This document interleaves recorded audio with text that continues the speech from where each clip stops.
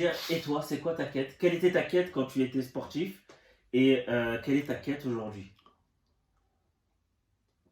Merci Youssouf, merci. Déjà, très belle surprise, hein, merci pour cette rencontre. Hein, que vous sachiez, je suis intervenu dans le cadre de ces sports dans la ville, hein, Sport dans la ville, qui oui. accompagnent les entrepreneurs dans des projets personnels. Hein, tout le monde n'est pas fait pour le salariat. Et donc là, je suis intervenu. Et puis là, il y a une classe devant moi. Comme souvent, il y a une classe, il y a un public, un auditoire. Et voilà, avec certains, des fois, on lit des affinités, on parle, on discute. Et c'est une des premières fois où je lis autant de liens avec Youssouf, qui est aussi praticien, qui m'a étonné. Et on a décidé de se voir pour ça. Donc, remercie pour cette belle rencontre. Une excellente rencontre. Un grand merci à toi Aurélien. Ton expérience de vie ainsi que ton parcours fera, je l'espère, réveiller le diamant qui est en chacun de nous. Dans cette vidéo, nous allons voir comment faire naître notre être intérieur, quelle est notre quête de vie, quelle est notre mission de vie. Et vivez l'expérience, écoutez avec vos émotions et surtout l'enrichissement de cette vidéo. Pour ceux qui n'ont pas encore vu la vidéo précédente, je vous invite à cliquer sur le lien juste au-dessus.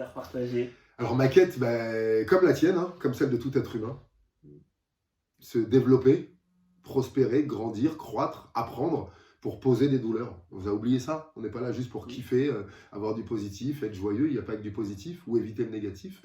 On est là pour apprendre et on a oublié ça. On s'incarne, que tu y crois ou pas, on est dans cette vie pour vivre des expériences, poser des peurs, identifier notre ego, l'apaiser et vivre plus harmonieusement et transcender notre condition. C'est juste. Et en parlant de... Si on pouvait rentrer un petit peu plus dans ton univers, dans ton univers en tant que sportif, ouais.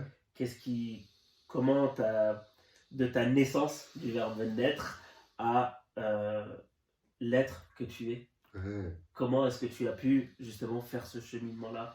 Comment est-ce que le sport t'a conduit à être cette personne, comme tu me disais par exemple tout à l'heure par rapport à tes fractures, qu'est-ce qui a fait que tu es passé à ce stade-là? Merci pour ta question. Et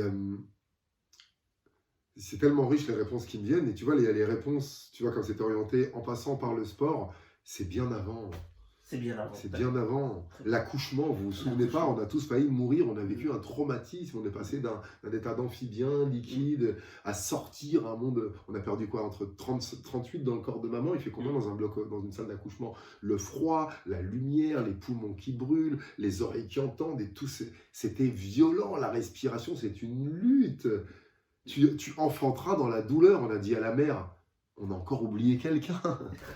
Même deux, le père, il peut se tomber dans les pommes, il peut s'écrouler, il est inquiet, peut-être ma femme va mourir, peut-être que mon enfant... Et l'enfant, on l'a oublié, ça y est, il sort, il est né, il est content. Mais tu voulais qu'on vous fasse ça là pendant 10 minutes, 45 minutes, la table de travail. Vous vous rendez compte comment on a destitué chaque être vivant les souffrances intra-utérines avant de faire du sport. Il est là, papa? Comment elle pense, maman? Comment elle se sent? Qu'est-ce qu'elle vibre, maman? L'amour, la peur, l'abandon. Elle est jalouse, elle est inquiète. Il y a une autre femme. Elle se sent passer après, dans le ventre de maman. J'ai réveillé les 5 blessures, sans avoir même rencontré déjà la vie physique dans cette vie-là. Le sport, c'est que dalle. Le sport, c'est après, c'est un choix.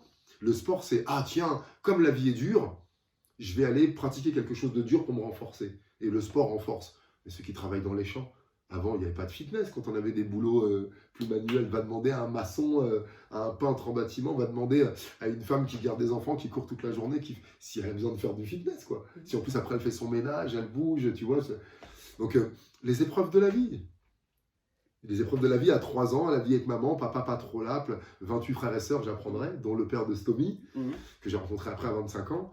La séparation, boum, ma mère avait quitté le Cap-Vert. Je ne savais pas qu'elle avait déjà laissé 2 enfants là-bas. Elle se sentait déjà comme une mère qui avait abandonné ses enfants.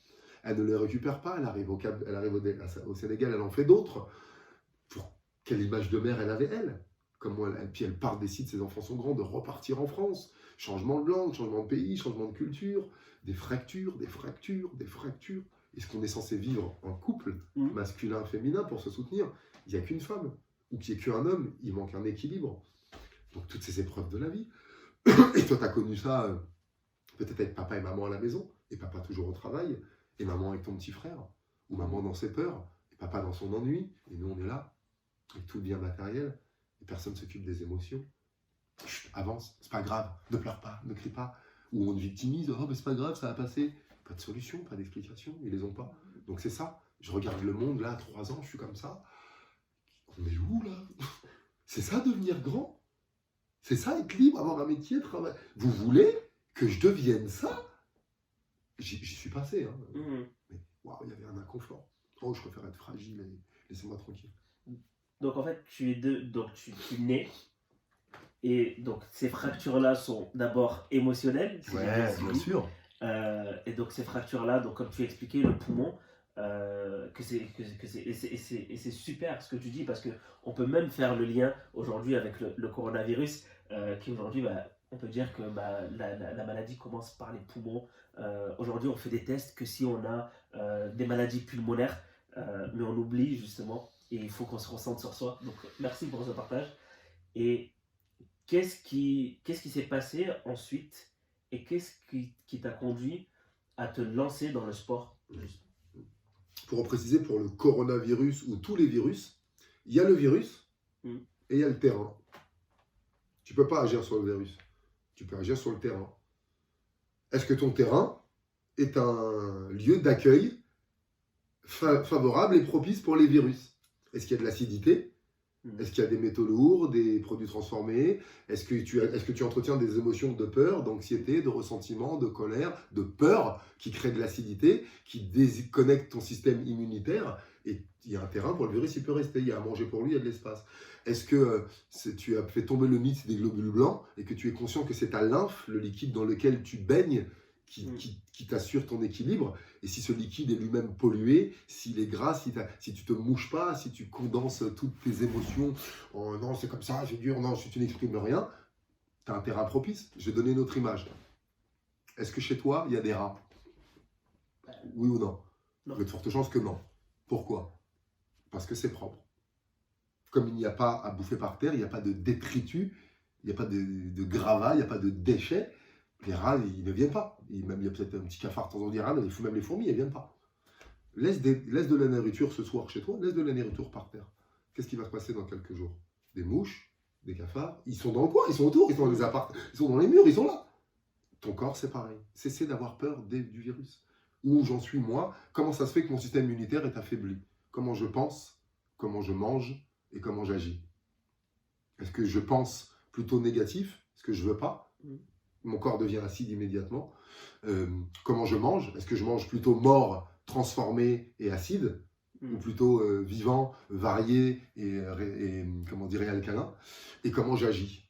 Est-ce que j'agis par envie, par amour? J'agis pour la bonne santé ou j'agis contre la maladie? J'agis pour l'hygiène ou contre la saleté? C'est subtil, hein? Alors, qu'est-ce que vous avez retenu? Dites-moi avec quoi vous allez vous endormir ce soir. Quel enseignement avez-vous pris dans cette vidéo? Je termine là et je sais qu'il manque un élément de réponse. Mettez en commentaire la question auquel Aurélien n'a pas répondu pour voir si vous suivez. Et peut-être que jeudi, et je dis bien peut-être, que je mettrai la vidéo et la suite de cette série de vidéos. À vous de noter la réponse en commentaire. C'est parti. J'ai oublié, rajoutez-moi sur Instagram, j'aurai plein de surprises à vous faire en cette période de confinement afin de vous accompagner à libérer le potentiel qui est en chacun de vous. Excellente soirée à tous et à jeudi.